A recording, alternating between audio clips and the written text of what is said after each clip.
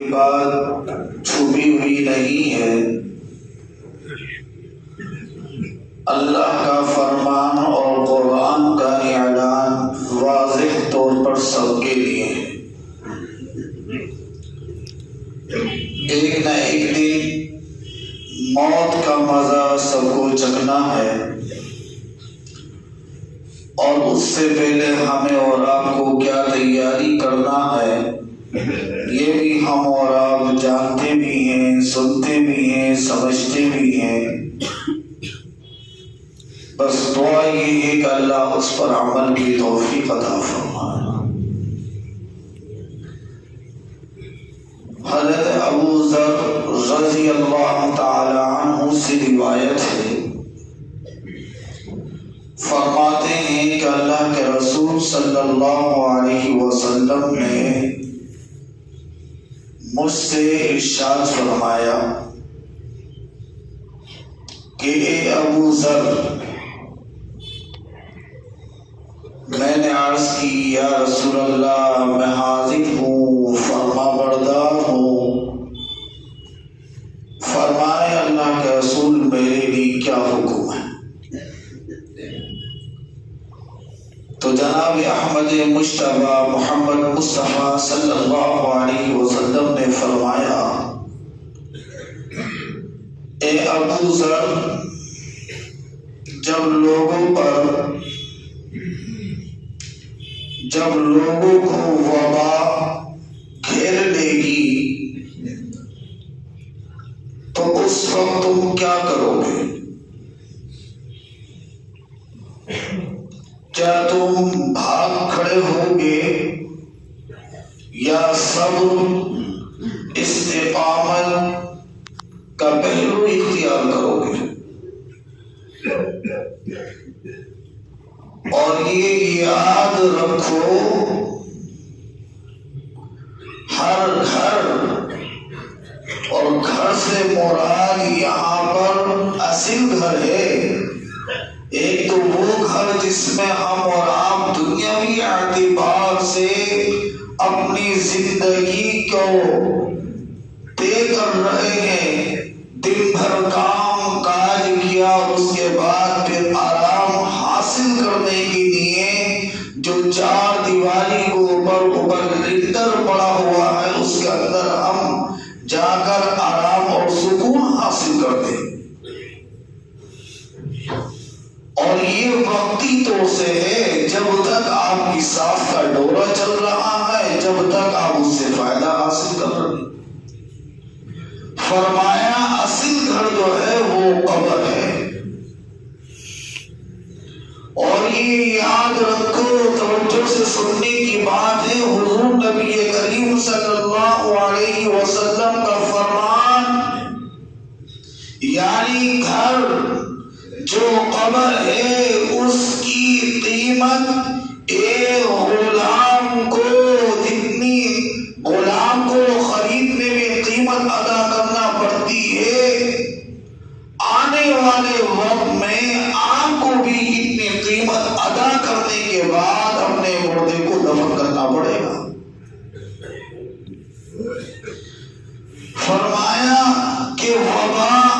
اتنی عام ہو جائے گی کہ لوگ دشواری میں، پریشانی میں، تکلیفوں کے اندر اتنے مبتلا ہو جائیں گے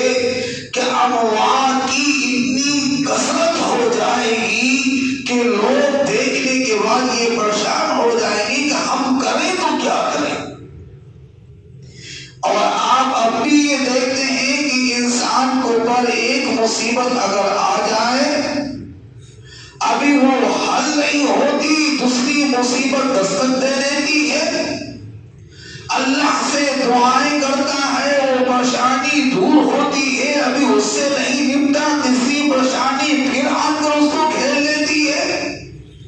کبھی اولاد کا دکھ، کبھی بیٹی کی تکلیف، کبھی کاروباری نقصان،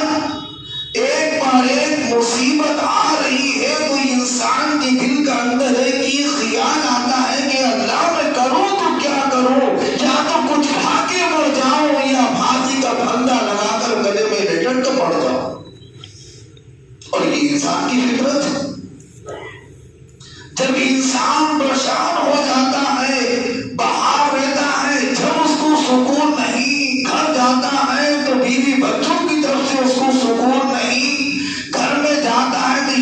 سوچتا ہے کہ لاؤ دنیا والوں سے میں لڑ رہا ہوں، جھگڑ رہا ہوں، جھوٹ سچ بول کر اپنی بیوی بچوں کی نہیں کر رہا ہوں، گھر پر جب وہ جاتا ہے تو اس کو سکون ملنے کے بجائے اور پریشانی،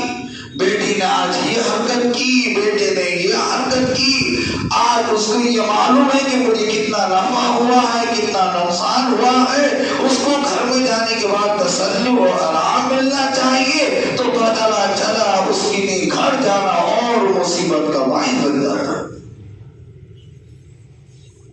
تو وہ صبر کرے،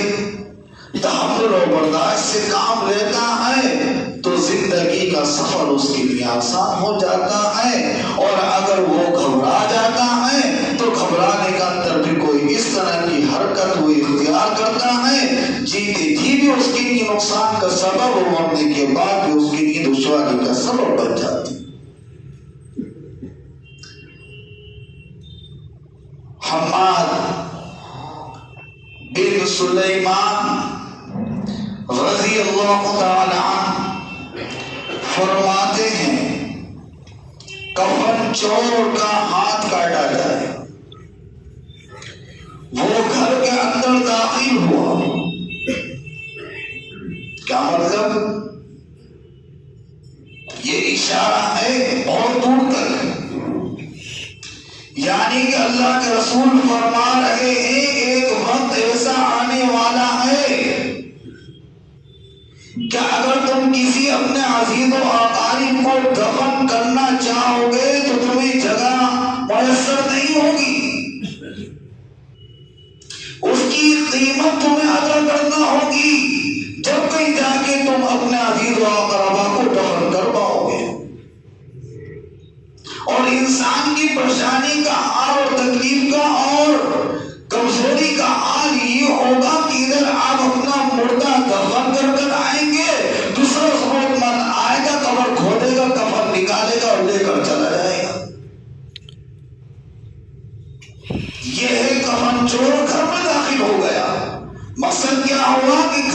قبر کے اندر جو آپ مردے کو کفن دے رہے ہیں اور کفن دینے کے بعد دفن کر رہے ہیں، ایک وقت ایسا بھی آنے والا ہے کہ قبر کے اندر مردے کے لیے وہ کفن میں محفوظ نہیں رہے گا،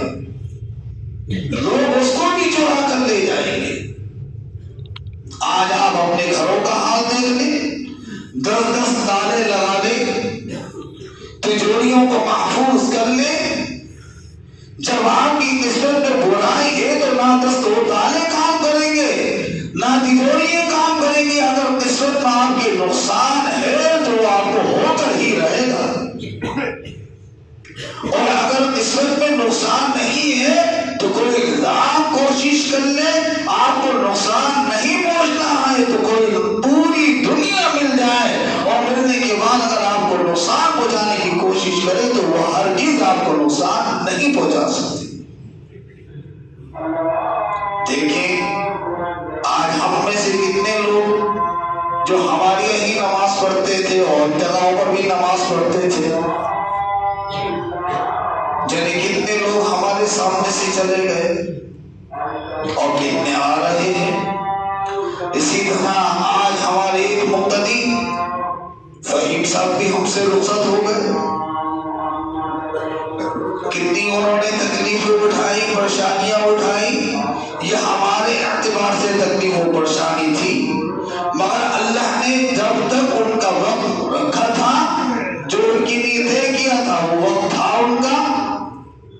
اور پریشانی میں پہلے بھی بیان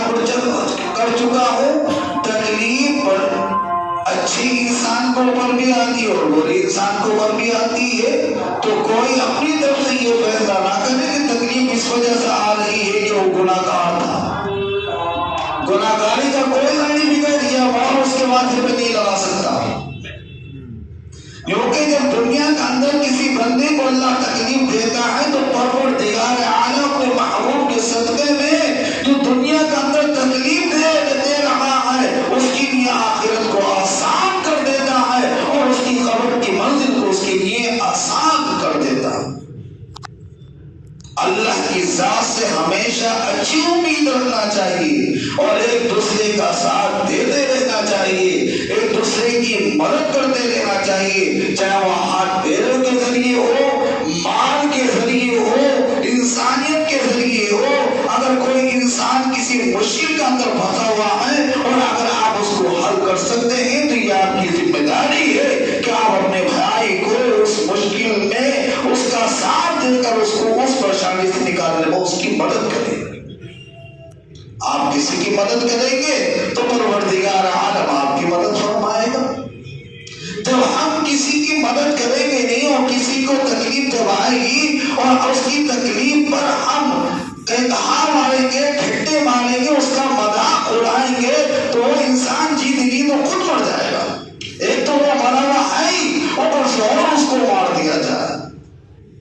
تو ہمارا اور حضور کے امتیوں کا یہ کام نہیں کہ وہ کسی کی موت کا سبب بنے، بلکہ کوشش یہ کرے کہ مرتے ہوئے کو جلانے کی کوشش کی جائے اور اس کو آخرت دے کر اس کا ساتھ دیا جائے اور اس کے ساتھ شانہ بشانہ کھڑے ہو کر چلنے کی ہمیں اور آپ کو سب کو توفیق عطا فرمائے۔